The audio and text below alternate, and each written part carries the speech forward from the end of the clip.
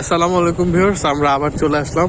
কারণ আমরা প্রায় অনেকটা পথ পার হয়ে গেছি, এখন আমরা সেই পাথরঘাটা বাজারে আসতে পারি নাই, রাত হয়ে গেছে আপনারা দেখতে পাচ্ছেন।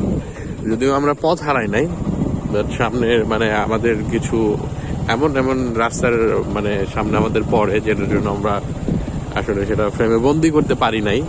কারণ আমাদের খুব সতর্কভাবে সেই অসতর্কময় রাস্তাগুলোতে আমাদেরকে পার হতে হয়েছে।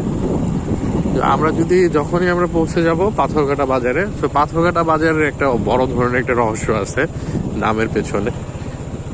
তো সেটা একদিন অন্য আরেকদিন হয়তো বা আজকে ওইটা এক্সপ্লেন করবো আপনাদের সাথে, যে পাথরঘাটা নাম হওয়ার কারণ কি, মানে নামকরণ করার পেছনের যে রহস্যটা আর কি, রিজন, সেটা আমরা খুব শীঘ্রই পরবর্তী দিব। সো আপনারা পাশে থাকেন, আমি ছোট ছোট ব্লগ বানাচ্ছি, মানে ব্লগ না, ভিডিও বানানোর ট্রাই করতেছি।